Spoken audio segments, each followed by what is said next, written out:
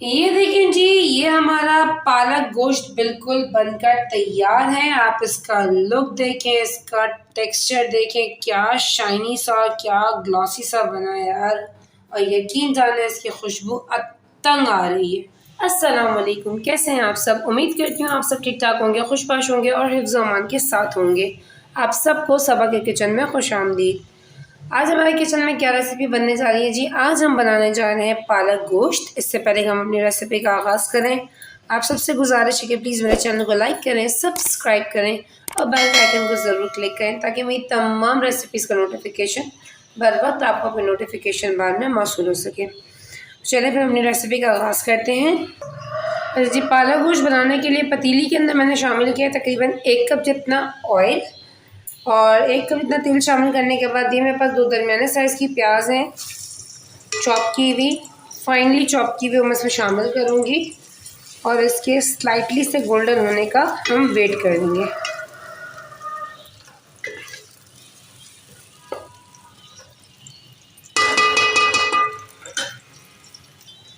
जब तक हमारी प्याज जो है वो गोल्डन हो रही है तब तक ही मेरे पास तकरीबन जो है वो 1 किलो जितनी पालक है जिसको मैंने जो है वो रफली चॉप किया है। अब मैं इसको और चॉप करने के बाद मैंने इसको जो है वो तकरीबन आधे घंटे तक पानी में भिगो के रखा था ताकि इसकी जितना भी मिट्टी वगैरह हो वो बिल्कुल नीचे बैठ जाएगी पानी के अंदर और ये बिल्कुल साफ़ सुथरी सी पालक हमें ऊपर ऊपर की तरफ मिल जाएगी और अच्छी तरीके से ये साफ़ भी हो जाएगी। तो ये तकरीबन मेरे पास 1 किलो जितनी पालक है जिसको मैंने रफली से चॉप किया है।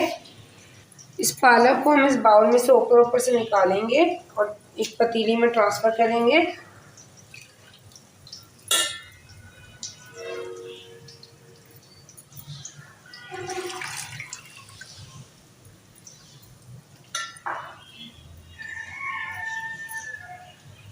ये देखिए मैंने सारी की सारी पालक इसमें ट्रांसफ़र कर दी और ये देखिए सारी मिट्टी वगैरह जो है वो इस बाउल के अंदर रह गई है। अच्छा, अब हम इस पालक के अंदर शामिल करेंगे तकरीबन हाफ़ कप जितना पानी, क्योंकि पालक अपना भी पानी जो है वो रिलीज़ करेगा। तो अब हम इसको बॉईल करने के लिए रख देंगे। ये देखिए जी, मैंने जो है वो पालक को बॉईल करने के लिए रख दिया। हम इसको अप्रॉक्सीमेटली 15 मिनट्स बॉईल करेंगे ताकि इसमें एक जोश सा आ जाए। 15 मिनट के लिए हम इसको बॉईल करेंगे ताकि हमारी पालक जो है वो हल्की सी सॉफ्ट पड़े। ये देखें अभी कड़क है ना, ये देखें ये हल्की सी सॉफ्ट पड़ेगी और थोड़ी सी नीचे प्रेस भी होगी। हम 15 मिनट इसको बॉईल करने के लिए रखते हैं, फिर हम तब तक मज़ीद फर्दर स्टेप्स की तरफ चलते हैं इसके। ये देखिए हमारी प्याज जो है गोल्डनिश ब्राउन सी हो गई है। अब हम इसके अंदर शामिल करेंगे, मेरे पास 2 दरमियाने साइज़ के टमाटर हैं, उनको शामिल करूँगी। टमाटर शामिल करने के बाद मैं इसमें शामिल करूँगी हाफ़ टी स्पून जितना नमक ताकि हमारे टमाटर जल्दी सॉफ्ट हो जाए और साथ ही साथ इसमें शामिल करूँगी 1 टीस्पून भर के अदरक लहसुन का पेस्ट। अब हम इसको कर लेंगे जी मिक्स। 5 मिनट हम इसको पकाएंगे ताकि थोड़े से हमारे टमाटर जो है वो सॉफ्ट हो जाए। अच्छा जी, ये देखिए 5 मिनट हो चुके हैं हमारे टमाटरों को पकते हुए। अब मैं इसके अंदर शामिल करूँगी, ये मेरे पास तकरीबन हाफ़ केजी जितना बोनलेस बीफ है, वो मैं इसके अंदर शामिल करूँगी। और अब हम इसको इन टमाटरों के साथ ही पकाएंगे ताकि हमारे टमाटर भी थोड़े मज़ीद सॉफ्ट हो जाए, हमारा बीफ जो है उसका कलर भी चेंज हो जाए। हम 5 से 10 मिनट इसको मज़ीद पकाएंगे।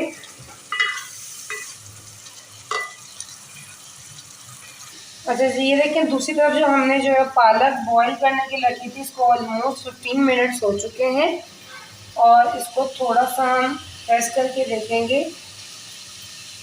ये देखेंगे ये सॉफ्ट भी हो गई है। ये देखें, ये देखें जी ये सॉफ्ट हो गई है। तो अब हम इसका भी चूल्हा कर देंगे जी बंद।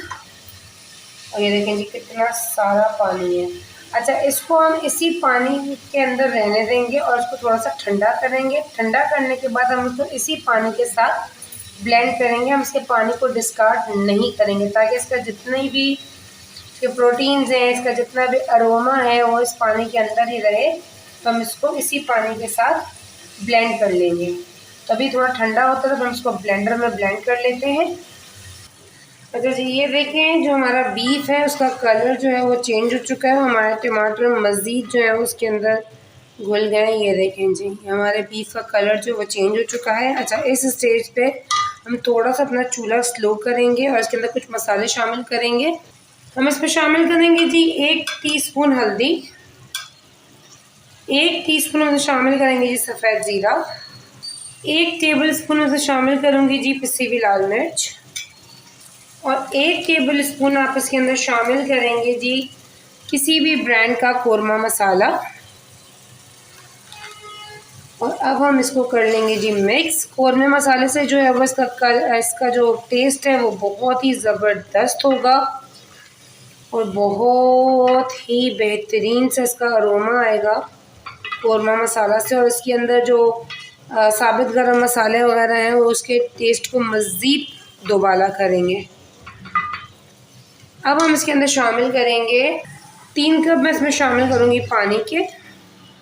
तो जी मैंने इसमें शामिल किया है 3 कप जितना पानी। और अब हम अपने गोश्त के 80% तक के गल जाने का वेट करेंगे तो हमारा ये पानी भी ड्राई हो जाए और हमारा गोश्त जो है तकरीबन 80% तक गल जाए। तो हम इसकी जो फ्लेम है उसको मीडियम टू लो रखेंगे और उसके 80% तक हम इसे गलने का, टेंडर होने का वेट करते हैं गोश्त के, और उसके पानी के भी रिड्यूस होने का वेट करते हैं। अच्छा जी, ये देखें जो हमारे पालक गोश्त का जो गोश्त है वो अल्हम्दुलिल्लाह 80% तक जो है वो टेंडर हो चुका है और जो हमने इसमें पानी डाला था वो भी रिड्यूस हो गया। और देखें ऑयल भी इसका ऊपर आने लगा है। तो इस स्टेज पे ये मेरे पास तकरीबन हाफ़ प्याली दही है जिसको मैंने फेंट के रखा हुआ है, वो मैं इसमें शामिल करूँगी। ये देखें जी, हमने इसमें दही शामिल की, इसको मिक्स करेंगे और मिक्स करने के बाद इस स्टेज पे मैं इसमें शामिल करूँगी 1 टेबल स्पून में से शामिल करूँगी जी कुटी हुई काली मिर्च, 1 टीस्पून में इसमें शामिल करूँगी ज़ीरा पाउडर, हाफ़ टी स्पून में इसके अंदर शामिल करूँगी जी गरम मसाला। अब हम इन सबको मिक्स करेंगे।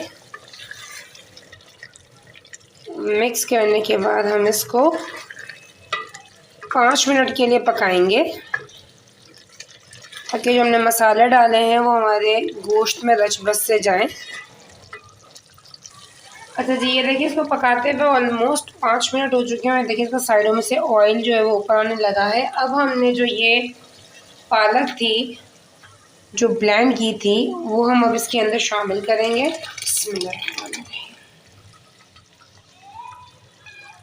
और अब हम इसको करेंगे जी मिक्स। ये देखें,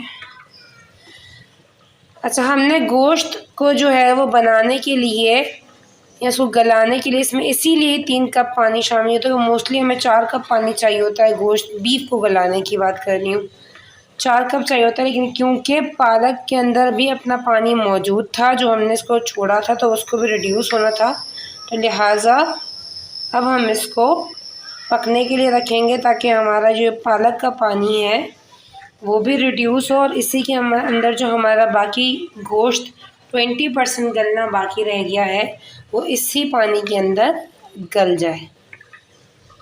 तो हम इसको जब पकाने के लिए रखते हैं फिर ये थोड़ा सा गाढ़ा होता है तो फिर मैं इसके अंदर एक स्टेप्स का रह गया वो डाल के फिर थोड़ी देर हम इसको मज़ीद पकाएंगे। अच्छा जी, ये देखिए जो हमने इसके अंदर पालक शामिल की थी इसकी जो ग्रेवी है वो थिकनेस की तरफ आ रही है पालक डालने के बाद, तो अभी थोड़ी बहुत गाढ़ी होना बाकी है। ये देखेंगे अभी ये मज़ीद गाढ़ी होगी, लेकिन इस स्टेज पे हम इसके अंदर शामिल करेंगे 1 कप जितना मैं इसके अंदर शामिल करूँगी दूध। इसकी वजह सिर्फ इतनी सी है, इसके अंदर दूध शामिल करने की वजह सिर्फ इतनी सी है कि पालक के अंदर एक बहुत ही माइल्ड सी जो है वो कड़वाहट होती है, माइल्ड सा तुरापन या कड़वाहट होती है, उसको ये दूध जो है वो ख़त्म करता है। तो जब आप पालक गोश्त खाएंगे तो आपको माइल्ड सी कड़वाहट है वो महसूस नहीं होगी क्योंकि इसकी जो कड़वाहट है इसको दूध ख़त्म कर देता है। लिहाजा अब हम इसको जो है उसकी ग्रेवी को थिक करेंगे। जैसे हमारी सी ग्रेवी थिक होती है तो फिर मैं आपको इसका लुक दिखाती हूँ। ये देखिए जी, अल्हम्दुलिल्लाह हमारा पालक गोश्त जो है वो तैयार हो गया। ये देखें इसके बाकायदा बबल्स बनना शुरू होंगे, इसका मतलब कि ये थिक हो गया है। ये देखें, और अगर आप गौर से देखें तो साइडों से इसका ऑयल भी ऊपर आ रहा है। ये देखें जी, और ये गोश्त देखें, और जो इसकी कसर बाकी थी गोश्त की वो भी अल्हम्दुलिल्लाह इसमें पूरी हो गई है। चलिए फिर मैं आपको उसका फाइनल लुक दिखाती हूँ। ये देखें जी, ये हमारा पालक गोश्त बिल्कुल बनकर तैयार है। आप इसका लुक देखें, इसका टेक्सचर देखें, क्या शाइनी सा, क्या ग्लॉसी सा बना है यार। और यकीन जाने इसकी खुशबू अतंग आ रही है। आप इसको अपने किचन में ज़रूर ट्राई कीजिएगा। मुझे इसका फीडबैक मेरे कमेंट बॉक्स में ज़रूर दीजिएगा कि आपकी पालक गोश्त की रेसिपी मेरी रेसिपी से कैसी बनी, जिसका मुझे बेसब्री से इंतज़ार रहेगा। इसी के साथ मुझे इजाज़त दीजिए, इंशाअल्लाह ताला इस उम्मीद के साथ कि अल्लाह पाक ने ज़िंदगी दी तो फिर किसी अच्छी नेक्स्ट नई रेसिपी के साथ फिर आपसे मुलाकात होती है। तब तक अपना बहुत सारा ख्याल रखिएगा, मुझे अपनी दुआ प्यार में शामिल रखिएगा। टेक केयर, फ़ी अमानिल्लाह।